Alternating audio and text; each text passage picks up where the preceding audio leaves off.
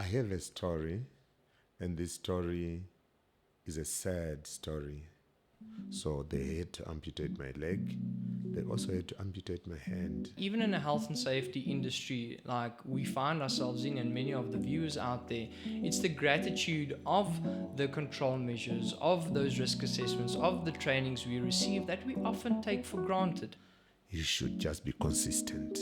You should just follow the procedures and whatever you have to follow. Because those things have been proven to work. When you go to work and you don't think that, hey, today might change my life. Hello and welcome to My Safety Hub, your go-to source for all things health and safety. We are joined by a very special guest in studio today, Partington Mtatabikwa. Partington, we first met at the SIOSH conference this year, and you had such a revolutionary story where you transformed tragedy into triumph. And I thought it best to invite you into studio to give you an opportunity to relay that information to our viewers here. So first and foremost, welcome. Hello, Dylan. How are you doing? Me, I'm fine, thank you very much. And how are you? I'm very fine, thank you. Good, thank you. Yes. Partington, you have such an interesting story. Would you mind sharing that with our audience? Hello, audience. Hello, everybody. My name is Partington, as Dylan has just introduced. I have a story, and this story is a sad story. Most of the time when I say this story, people sympathize with me. But this is not the essence of the story. The essence of the story lies in the lessons within it. So it so happened in the year 2010, in June, on the 4th of June. It was a very, very cold day. I went to work as usual. When I got there, my assistant was waiting for me. We got onto our job with the assistant. Then as I was working, there was an explosion. So I got severely burned. I got third-degree burns on over 60% of my body. Sure. Then I was airlifted to a hospital in Kimberley, stayed there for some time, and I thought I was going to recover very fast. But it did not happen that way. Instead, I got worse by the day. So I had to be transferred to another hospital in Johannesburg. When I got there, my condition was so bad that I had to be sedated. Oh, goodness. In total, I was sedated for a period of up to 8 months. Sure. During the sedation, the doctors discovered that I had a serious infection in the left leg and in the right arm. So they had to amputate my leg. They also had to amputate my hand. Oh, good. When I woke up and discovered that I had lost limbs, I had so much stress. I could not sleep. They had to invite some counselors to come and counsel me. It did not really help. But the only solution was then to send me to the rehab. Because remember, the rehab is where your previous life can be restored again. So when I got to the rehab, they started making me do some exercises. Then I was also seeing people that were worse off than me. Sure. Just seeing them made me much better. As you might know, the Chinese proverb that goes, I stopped crying for shoes when I saw someone without feet. I was comparing my situation with people who were worse off than me. Then that had a healing effect on my mind. So before I knew it, I could sit, I could stand on one leg, I could walk on 2 crutches, left one crutch. When I was discharged from the rehab, I could actually walk without a crutch. So then I had to go for an incident investigation after that. Then they discovered that the explosion had been caused by a flammable substance that was inside the vessel that I was standing on. And, it had been ignited by some welding. Anyway, after the incident investigation, up to this day, I've made a conviction to just go around the world spreading the safety gospel to anyone who cares, so that at least people can be able to take personal ownership of safety in the workplace. That's all I can say for now. Definitely. I think that is a very good ending to that, is spreading the safety gospel. And you've also mentioned that where you were in rehab, your eyes opened to people that were worse off against you and your conditions. And I think that creates an attitude of gratitude, if I can put it in so many words. And that is the crux of the matter. And even in a health and safety industry like we find ourselves in, and many of the viewers out there, it's the gratitude of the control measures, of those risk assessments, of the trainings we receive that we often take for granted. Those small things that the employers and fellow employees do to try and keep us safe, we take for granted. And we've seen now that if we do take these things for granted, accidents like yours do actually happen. That's true. That's true. That's true. Yeah, it's always important to have that attitude of gratitude, because when you have it, it helps in actually appreciating the message that is being put across to you. In the context of what you have just said, you have mentioned when trainings are done to employees, trainings like risk assessment, firefighting, you name it. When those trainings are done, if you have a heart that is full of gratitude, you actually say to yourself, this is the right information for me and I should use it. But if you don't, you just take it for granted. And then at the end of the day, you get involved in an accident. Definitely. And I think the thing we take for granted the most is going home healthy and safe after work each day. You know, we expect to go to work and we expect to go home. But for some, that's not always the case. So Partington, I just have a few further questions on that. You say that you were in rehab and in many hospitals for many months. From when the time the incident happened to when you were fully back on your feet and being able to live a normal life, how long was that? How long were you in total in hospital, rehabs and so forth?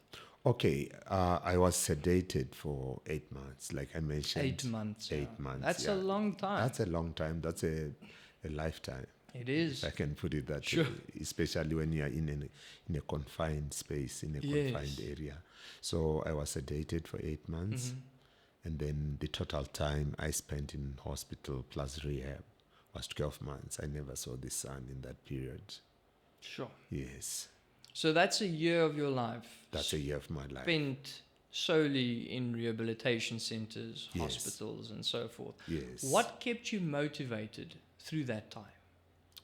I can say it was the support I received from my family, the support I received from friends, and the support I received from the hospital staff. I often say the hospital staff themselves are like angels. They are really angels. You know, sometimes we take them for granted as well, because we always say it's their job, but it's more than a job. I can say it's a calling. Yes. So those people would motivate me every day of my life. They would tell me, no, you'll be fine, you'll be fine. Yeah, you're looking better, you're looking great. Not those statements. Yeah. They always made me feel better. Good. Yes, and also what I've mentioned before, just seeing other people were worse off than me. I remember the other time when I was in the orthotist room, a gentleman came into the room on a wheelchair. This gentleman, he had 2 legs, he had 2 hands.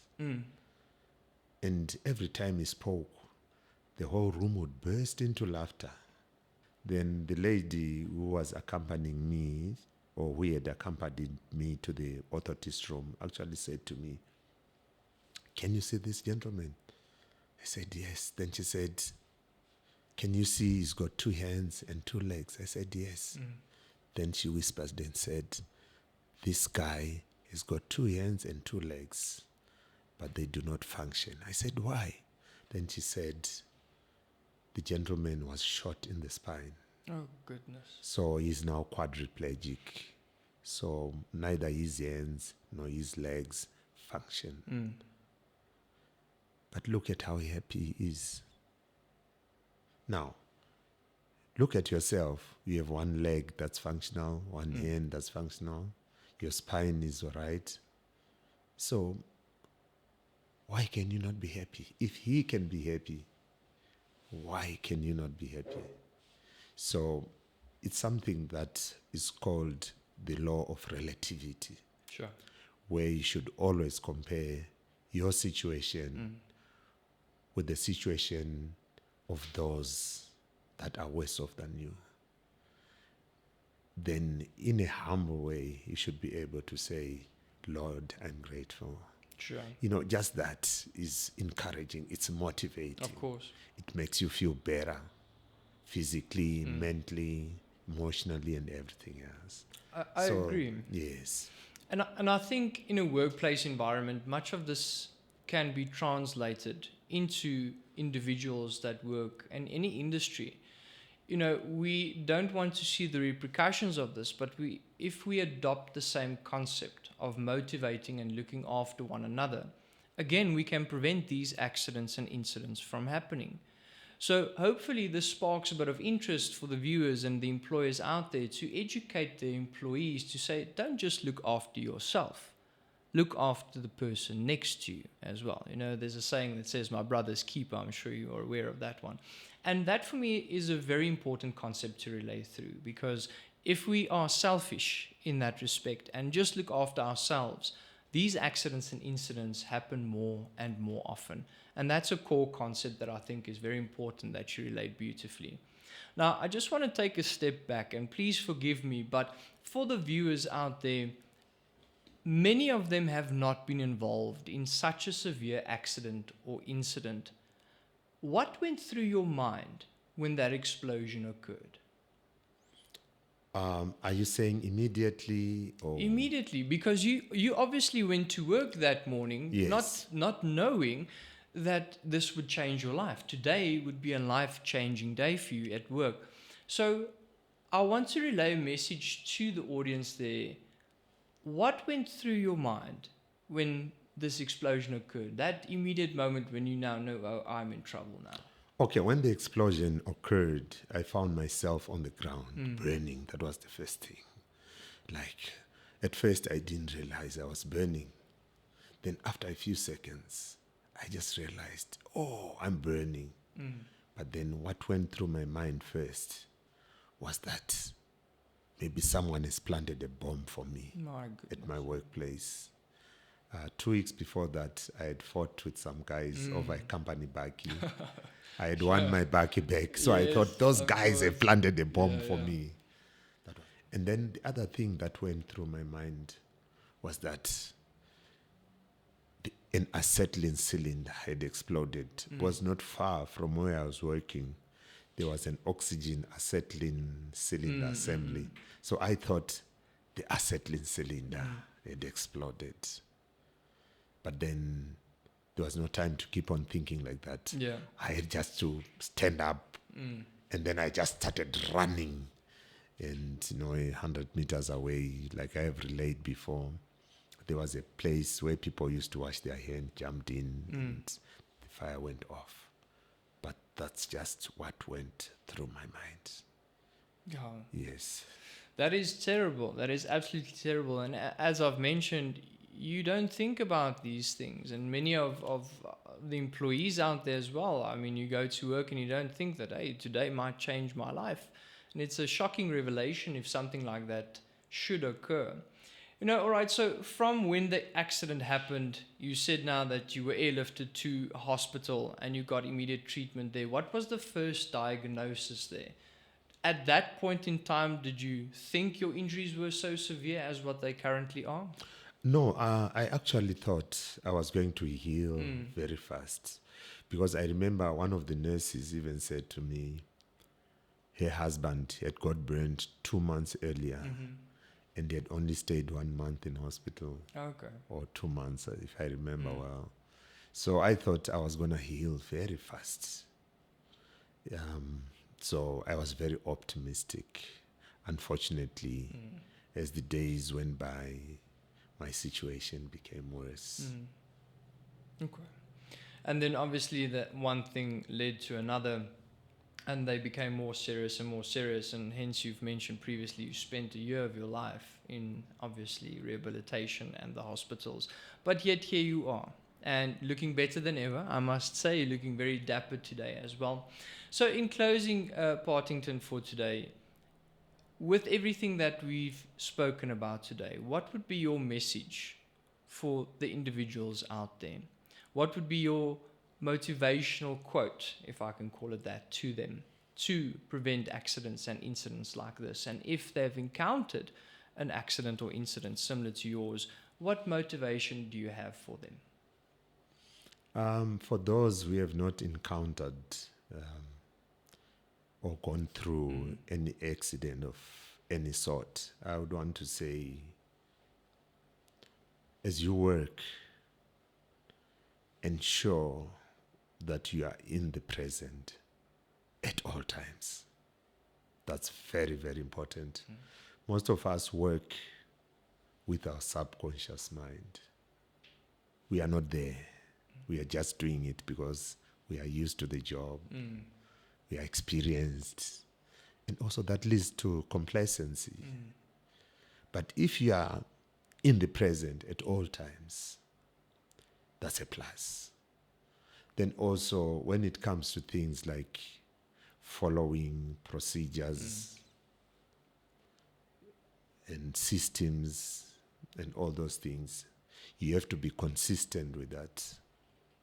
You have to be consistent. You mustn't say this job is less hazardous than the other jobs, so then you become complacent. No, you should just be consistent.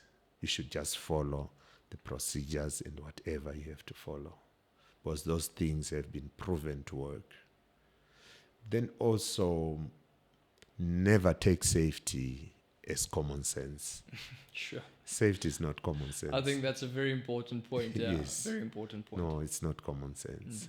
If it were common sense, then there would be no need for us to think before we do anything. But before you do anything, you have to think. You have to contemplate. That's why you see in some work setups, they actually put a big sign and they say, think before you act. Yes. You have to think.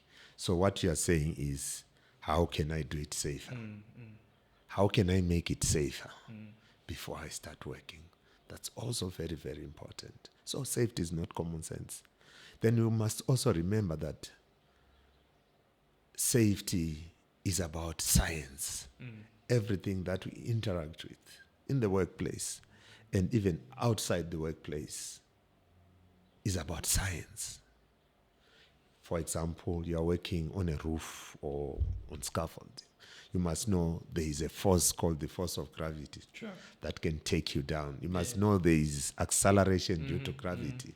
That's science. Substances, for example, that can cause an explosion, that can cause corrosion, that can cause respiratory and other illnesses. It's all about science. So safety is not common sense. You have to know the science. Sure. And how do you know the science? Mostly in organized workplaces, they've got trainings. When those trainings are being done, ensure that you are there. You understand whatever they are training you about, because that is where the science part is. So that's very, very important. And that's why I always encourage individuals and organizations to do what we call continuous learning. It's very, very important. A culture of continuous learning can actually help prevent accidents like mine. Of course. Then there's so many things, but I want to say, lastly, the ability to say no is very, very important. Most people know how to say yes, but never to say no. Yet no is what prevents us from accidents. No is what preserves us. very, very important. Now, as I have grown much older, I've learned to say no. Normally, when I say no, it gives me satisfaction. Sure. I actually say to myself, yo, by saying no, I actually saved myself not only from the accident, I saved myself from spending much money. Sure. I saved myself from inconveniences. I saved myself. So learning to say no is very, very important. That's why you see also even in our Mine Health and Safety Act in South Africa, is it Section 23? Yeah. Yes, which says if you see that a job is unsafe, you should be able to say no. Say no every time. If you see that your safety is going to be compromised, say no, say no, say no. I can say that's my message. No, I agree. And then, okay. No, thank you. I Okay. agree that that's a very powerful message for the guys that haven't encountered such hardship as what you have and other people with accidents and incidents. So the takeaway there for me is be conscious, be thankful, and learn to say Yes, no. but then I haven't mentioned something. You also asked me a question to say for those that Those have who been. have, Yes, we yes. have. It's also very important. I want to say don't lose hope. There's no situation that remains the same. There's no situation that doesn't change. Normally, it's about our mindset, how we think. Always think in the positive. Always turn the coin over. A situation has got two sides, the good side and the bad side. So if you turn it over, we call it flip thinking. If you turn it over, there's always a good side. So try to focus on that good side, and then life goes on. Try to learn from it, and also try to impart that knowledge, those learnings to other people so that they benefit from it, and try to take accountability. By doing that, what you are simply doing is you are actually freeing yourself and you are actually helping other people. So that's what I can say. Fantastic. Yes. A positive mindset and flipping the coin Yes. to a more positive outlook and attitude, I think, is the important takeaway there. Having the right attitude is definitely the first step Yes. to overcoming any challenge in that Yes. regard. Fantastic. Partington, we thank you very much for your valuable insights today. We really enjoyed this conversation, and we hope for the viewers out there you did as well. We'll leave your contact details once again in the description below if you would like to make contact with Mr. Partington. Partington, once again, thank you very much. And then for the viewers out there, as always, stay safe, stay inspired, and until next time, take care. Bye. Take care too.